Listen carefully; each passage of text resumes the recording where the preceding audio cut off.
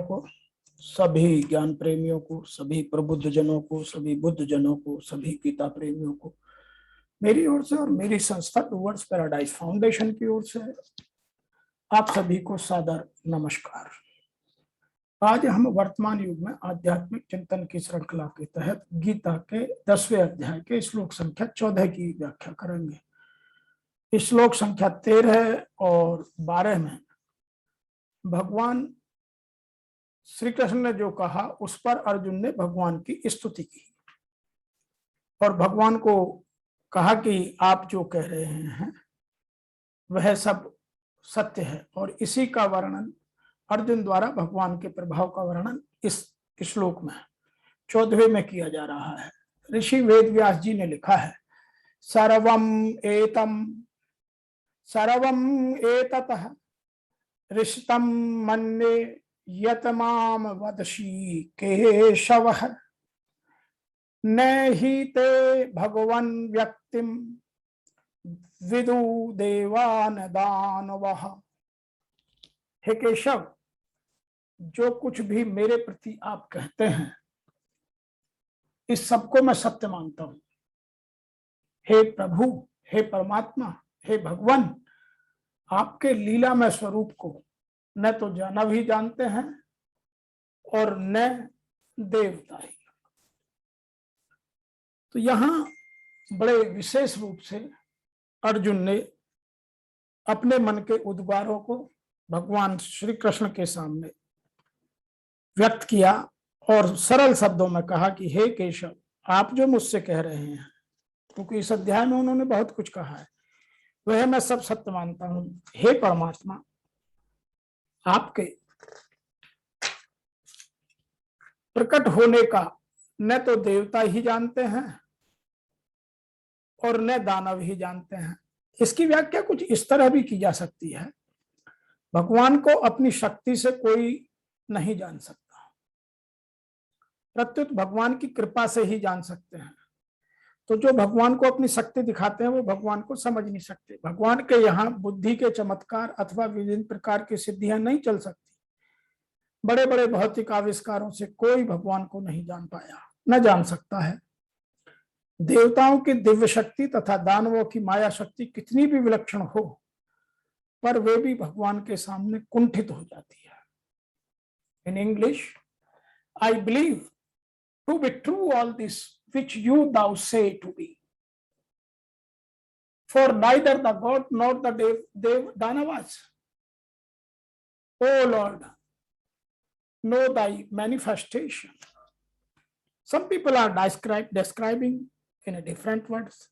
Arjun says, oh Krishna, I accept all that you are telling me as true, because, O Lord, even the gods and the demons do not know your manifestations. तो यह बात बहुत गहनता से समझने पर ही बात समझ में आती है। यहां लिखा है सर्वमेतत् धृतम् मन्येयम् वदसि केशव। के का नाम ब्रह्म का है और ए नाम विष्णु का है और ई नाम शंकर का है, उससे केशव बना है। कै ए ईश, और वे नाम वपु का है, वपु अर्थात स्वरूप का। इस प्रकार ब्रह्मा, विष्णु और शंकर जिसके तीनों स्वरूप हैं उसको केशव कहते हैं। तो यहाँ जो लोग केशव को कहते हैं कि केशव का नामकरण कैसे हुआ, आज गीता उसको यहाँ स्पष्ट बता रही है। गीता कहती है कै नाम ब्रह्मा का है और ए नाम विष्णु का है, ईश नाम शंकर का है और वह नाम वपु का है। इस प्रकार ब्रह्मा, विष्णु और शंकर जिसके स्वरूप में हो उसको केशव कहते हैं। अर्जुन यहाँ केशव का संबोधन देने का तात्पर्य है कि आप ही संसार की उत्पत्ति, स्थिति और संहार करने वाले हैं। 7वें से 9वें अध्याय तक मेरे प्रति आप जो कुछ कहते आए हैं वह सब मैं सत्य मानता हूं।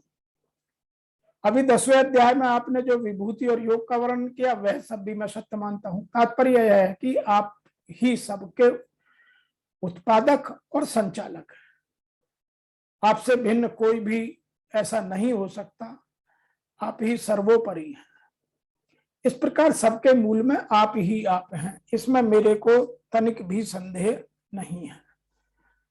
और भक्ति मार्ग में श्रद्धा और विश्वास की पूर्ण मुख्यता है।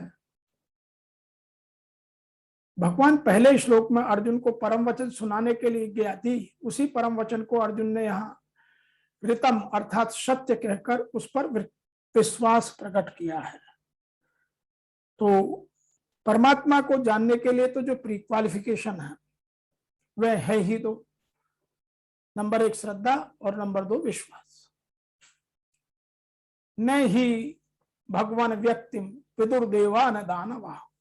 आपने गीता के 4 अध्याय के 5वें श्लोक में कहा कि मेरे और तेरे बहुत से जन्म बीत चुके हैं, मैं उन सबको जानता हूं पर तू नहीं जानता।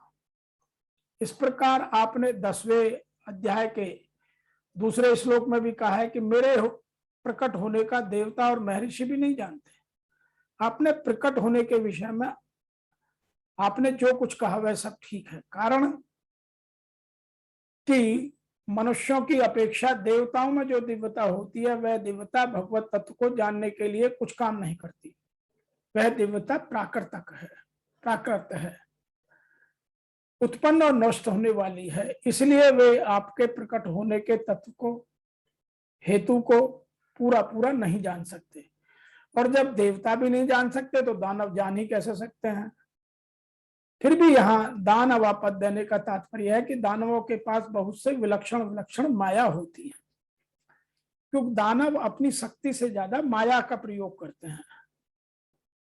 और जो लोग छल कपट प्रपंच का प्रयोग करते हैं वो सब दानव हैं, उनकी प्रवृत्ति सबकी आसुरी है,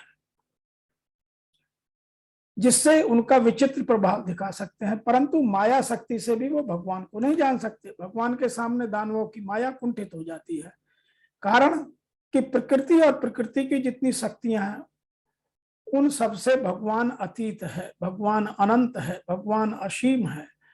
और दानवों की माया कितनी ही विलक्षण क्यों ना हो, फिर भी प्राकृत सीमित और उत्पत्ति विनाशील है। सीमित और नाशवान वस्तु दो असीम और अविनाशी तत्व को कैसे जान सकती है।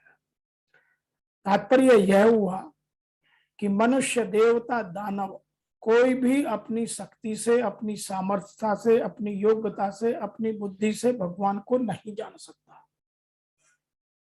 कारण कि मनुष्य आदि में जितनी जानने की योग्यता, क्षमता, सामर्थ्य, दक्षता, विशेषता है वह सब प्राकृत है और भगवान प्रकृति से परे है, प्रकृति से अतीत है।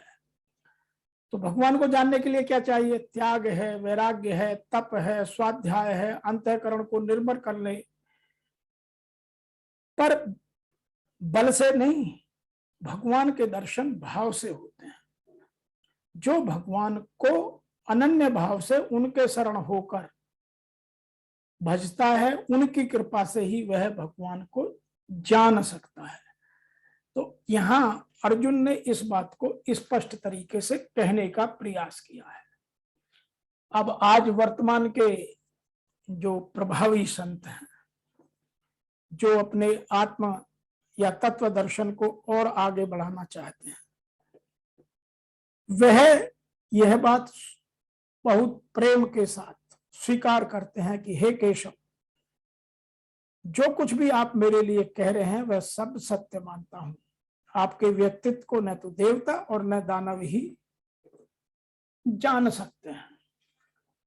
और कुछ आज के जो हमारे तत्वदर्शी हैं, जो तत्व दर्शन की ओर बहुत जिज्ञासा लेकर और बहुत तीव्रता से आगे बढ़ने का प्रयास कर रहे हैं, वे यहां इस भाव को ऐसे कहते हैं कि यहां पर अर्जुन इसकी पुष्टि करता है कि श्रद्धाहीन तथा आसुरी प्रकृति वाले लोग कृष्ण को नहीं समझ सकते।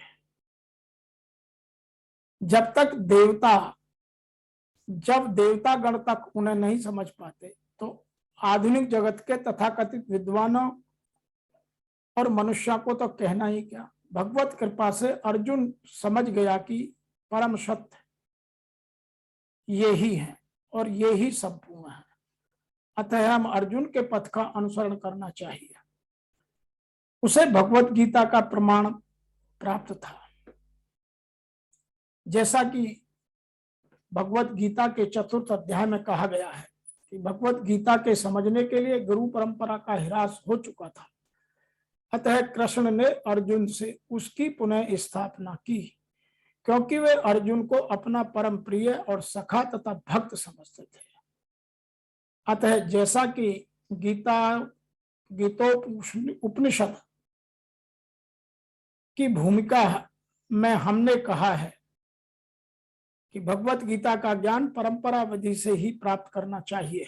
परंपरा विधि से लुप्त होने से उसके सूत्रपात के लिए अर्जुन को चुना गया। हमें चाहिए कि अर्जुन का हम अनुसरण करें, जिससे कृष्ण की सारी बातें हमें आराम से विधि सम्मत समझ में आ जाए। तभी हम भगवत गीता के सारे रहस्यों को समझ सकेंगे और तभी परमात्मा के सभी रूपों को जान सकेंगे। कुछ लोग इसकी व्याख्या इस तरह भी करते हैं। तो जो आज के प्रबुद्ध जन हैं, जो आज के ज्ञानी जन हैं, जो आज के तत्वदर्शी हैं, जो तत्व को जानना चाहते हैं, जो परमात्मा को पूर्ण श्रद्धा के साथ समर्पण कर जानने के प्रयास में लगे हुए हैं, उनके लिए यहाँ अर्जुन ने यह वाक्य कहा है और स्पष्टतः कहा है कि हे केशव, आप जो कुछ भी मेरे प्रति कह रहे हैं या जो आपने कहा है, मैं उस सब को सत्य मानता हूं। और हे परमात्मा, आपके लीलामय स्वरूप को न तो दानव जानते हैं और न देवता ही जानते हैं। तो आज जो हम वर्तमान के मानव हैं, वो हम कैसे जान सकते हैं? इसीलिए इस भौतिक शरीर से, इस भौतिकवादी चक्षुओं से हम भगवान के दिव्य दर्शनों का लाभ नहीं उठा सकते। अतः हमें अपनी भौतिक दृष्टि को छोड़कर दिव्य दृष्टि को बढ़ाना होगा। इसका तात्पर्य यह निकलता है। आज के इस श्लोक की व्याख्या में इतना ही। आप सबको मेरी ओर से और मेरी संस्था डूअर्स पैराडाइज फाउंडेशन के सभी प्रबुद्ध जनों की ओर से सादर जय श्री कृष्ण और ओ